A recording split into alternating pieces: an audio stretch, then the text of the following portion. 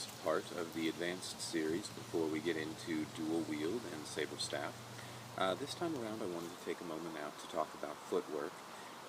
Footwork for spinning is pretty basic, but this is as advanced as it gets that we're going to get into today. The last two sections on footwork have dealt with stance, either the both feet forward stance or the directional stance with a pointed foot, so that we're either in front and back or right and left with the blade.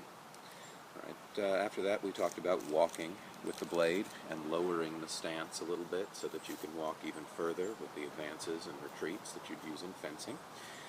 This time around, if you're going to get into choreography and you're going to be spinning your body like we talked about with the last section, if you're going to be taking your body and taking some of the motion away from the saber, then you're going to need to move a little bit further, a little bit faster, and you're going to need to be able to pivot.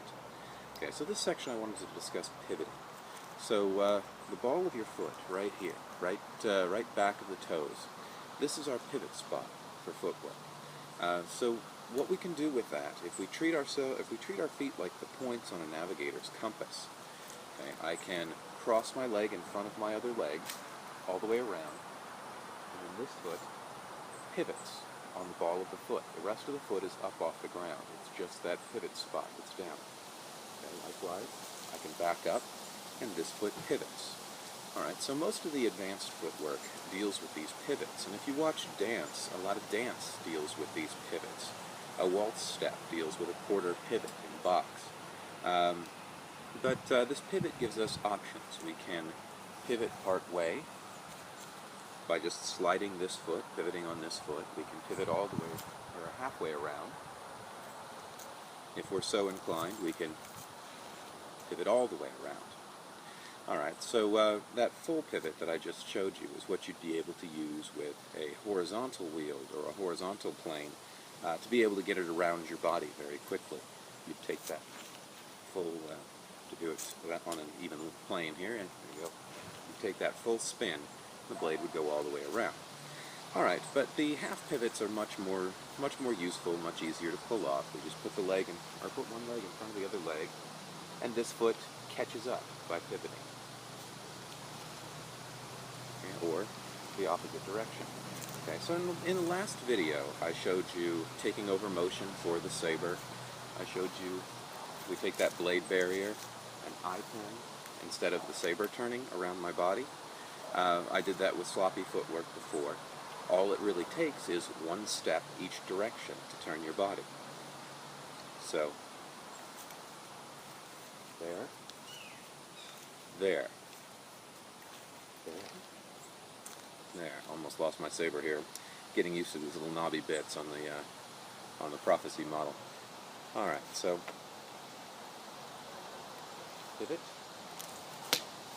pivot, and you notice I'm pivoting all on the same foot here. So this foot didn't move. This foot swung over there and then swung back, like that. All right, and if I wanted to pivot on both feet, I could actually use this to travel. Let me move to the side of my plane here. Pivot there, pivot there, pivot there, and I can just sort of travel with that same move, like the compass points again. So, dealing with your feet as pivot points, pivoting on the ball of your foot, either quarter, half, or all the way around. Keep it low, as we dealt with in the last one, and you can move further with those pivots. Okay, figuring out where you want your feet to land directionally, or on a straightforward, I've heard it called like a saddle stance, like riding a horse. Call it what you will, the feet are pointing in the same direction. That's really all that you need to know about footwork. With all of that in hand, the ability to cross behind and pivot, you can get some pretty good freestyle down. So I suggest at this point, don't treat it as moves. Just put some music on, take all of what you've learned, and try to just keep the saber moving. Try not to let it stop. Or if you do stop it and then immediately reverse directions. But try to do some freestyle. Keep the saber moving, keep the feet moving, cover some ground, put some music on, see what happens. You're going to learn new moves. You're going to get comfortable with things you weren't comfortable with. Just try them out.